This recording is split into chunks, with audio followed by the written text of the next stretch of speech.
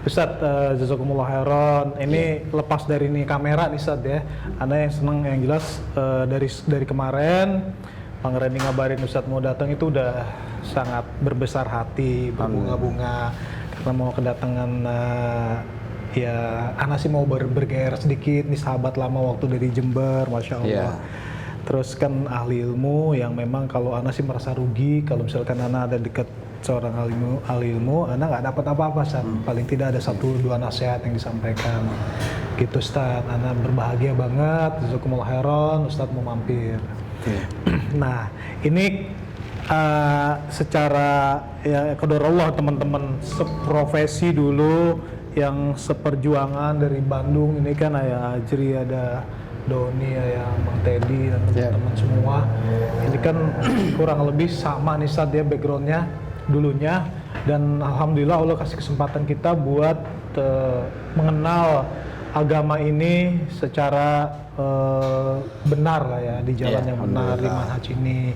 Akhirnya kami meninggalkan semua dan alhamdulillah sudah berjalan walaupun belum lama, tapi kan kalau dibandingkan dengan umur kita yang akan dekat lagi, sebenarnya kita ini hanya tinggal menunggu waktu kapan kita mati gitu Ustaz. Sementara kita ini baru tahu dakwah ini, baru tahu Islam ini yang benar itu seperti ini.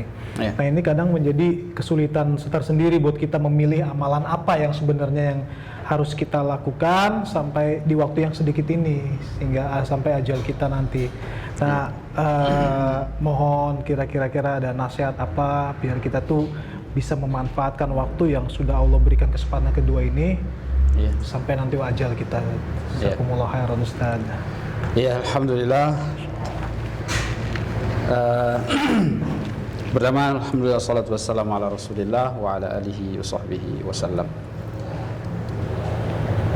Sudah menjadi konsekuensi bagi seseorang yang ingin mendalami Islam dan dia ingin menjadi lebih baik agar nanti hidup di akhirat kelak menjadi orang yang bahagia, mendapatkan surga Allah Subhanahu wa taala. Maka siapapun dia profesinya, mau sebagai seorang ustadz atau seorang muslim biasa yang bukan ustadz, siapa saja yang kalau dia memang mau menjadi orang yang baik, muslim yang taat pada Allah Subhanahu wa taala, maka ketika dia setelah mengenal Islam yang benar, sunnah ini ya, hijrah dari jahiliyah kepada iman, kepada kebaikan, ketaatan, maka yang pertama saya ingin ingatkan kepada kita semua adalah istiqomah. Tidak ada bekal yang paling baik kecuali kita istiqomah di atas ketaatan ini, di atas iman ini, di atas sunnah ini. Karena percuma kalau kita semangat hijrah, semangat berbuat baik, beramal soleh, tapi cuma di awal saja. Karena Rasulullah mengatakan innamal a'malu bil khawati. Amal itu dilihat akhirnya, ujungnya. Start bisa bagus, tapi belum tentu finishnya dia bagus. Maka memang dari sini Rasulullah mengingatkan kita kalau mau selamat, ya kita perbaiki yang akhirnya, ujungnya. Ini bukan berarti jadi alasan bagi orang-orang mengatakan, oh kalau gitu kita masa sekarang ini kita mau bikin dosa aja, maksiat aja, jahiliyah aja gitu, tinggalkan sunnah saja. Nanti sudah mau mati, udah tua, usia 50-an, 60-an, baru kita mau perbaiki diri. Ya enggak. Tetap kita sekarang ini walaupun masih muda, ya usia masih muda semuanya kita ini, belum 40 tahun kan ya, masih 30-an. Kalau ini mungkin sudah 40 tahun ya, antum lebih. Ya sudah lebih. Semua kita dituntut untuk istiqomah ketika setelah mengenal hidayah sunnah ini dari awal sampai akhir. Imam Al-Hasan Al-Basri rahimahullahu ta'ala memberikan wasiat kepada seseorang. Bapak ini dia usianya sudah 60 tahun, ketemu sama Imam Al-Hasan Al-Basri, bertanya kepada Imam Al-Hasan Al-Basri tentang perkara agama. Intinya di akhir wasiat beliau mengatakan, ketika bapak ini bertanya, kira-kira solusi apa yang harus saya lakukan supaya saya nanti selamat di akhirat. Itu pertanyaan dia. Selamat di akhirat bukan selamat di mana? Di dunia. Jadi itulah ulama-ulama kita kalau mau bahas pengen selamatnya di akhirat. Kata Imam Al-Hasan Al-Basri, dia mengatakan ahsin fima baqi yaghfirullahu laka ma madha wa ma baqi. Engkau perbaiki sisa hidupmu, maka Allah akan mengampuni yang lalu sampai yang akan datang, yang tersisa. Tapi kalau kebalikannya, kita berbuat jahat, maksiat di akhir usia kita, maka yang pertama ini walaupun baik tidak ada nilainya, tidak akan dibalas. Bukan tidak dibalas, maksudnya tidak akan berpahala, tidak akan mendapatkan balasan yang baik. Sama juga dalam sebuah hadis riwayat Imam Bukhari dan Imam Muslim, Abdullah bin Abbas pernah bertanya kepada Rasulullah SAW, ya Rasulullah, anu akhadhu bima amilna fil jahiliyah. Ya Rasul, apakah kita ini akan dihukum atas perbuatan kita zaman jahiliyah yang kita lakukan? Maka Rasulullah mengatakan, man ahsana fil islami, ya, man ahsana fil islami yu'amal atau yujza bima amila fil jahiliyah atau yughfaru lahu bima amila fil jahiliyah.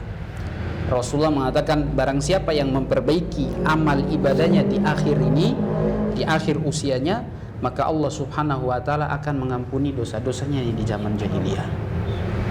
Wa man asaa fil jahiliyah fil islami, kalau dia sudah masuk Islam tapi dia berbuat buruk, maksiat, dosa, kata Rasulullah, ukhidha bil awal wal akhir, dia akan dihukum dari yang pertama sampai yang terakhir. Maka kuncinya adalah al-a'malu bil khawatim. Amal itu adalah penghujungnya. Kalau penghujungnya bagus, insya Allah itu yang kita harapkan semua. Kalau penghujungnya buruk, na'udzubillahi min dzalik. Jadi cuman itu istiqomah. Kita berdoa kepada Allah Subhanahu wa taala, yaitu meminta kepada Allah agar diberikan istiqomah. Pakai bahasa Indonesia, pakai bahasa Arab bagus kalau misalnya bisa, tapi kalau pakai bahasa Indonesia juga bisa. Ya Allah, anugerahkan kepadaku keistiqomahan di atas agama dan di atas sunnah ini. Minta seperti itu. Atau kita pakai doa-doa yang diajarkan oleh Rasulullah sallallahu alaihi wasallam untuk tetap istiqomah di atas kebaikan Islam dan sunnah ini. Rasulullah mengajarkan doa, di antaranya adalah Allahumma ya muqallibal qulub tsabbit qalbi ala dinik. Ya Allah yang membolak-balik hati ini, kokohkan diriku, hatiku di atas agama ini, di atas ketaatan. Ada juga doa yang lain, Rasulullah berdoa, Allahumma inni a'udzu bika minal hauri ba'dal kaur.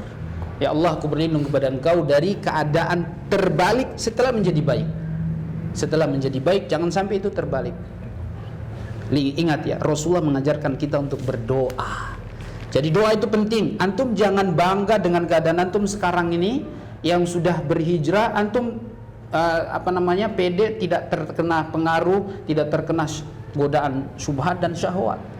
Antum harus minta doa pada Allah, minta pertolongan. Karena sungguh hidayah itu Allah yang ngasih. Ada hidayah hijrah, ada hidayah istiqamah, ada hidayah amal soleh, ada hidayah ikut sunnah. Semua itu hidayah dari Allah Subhanahu wa ta'ala. Maka tanpa pertolongan dari Allah, maka tidak akan mungkin itu terjadi. Jangan lupa berdoa. Kapan kita berdoa? Ya carilah waktu-waktu yang mustajab. Antum insya Allah sudah tahu. Doa sebanyak-banyaknya. Jadi itu pertama istiqomah. Yang kedua, kita jangan lupa berdoa kepada Allah Subhanahu wa ta'ala. Dan mungkin semua yang ada ini, kita insya Allah tidak lupa berdoa ya. Tetap insya Allah kita berharap tetap istiqomah.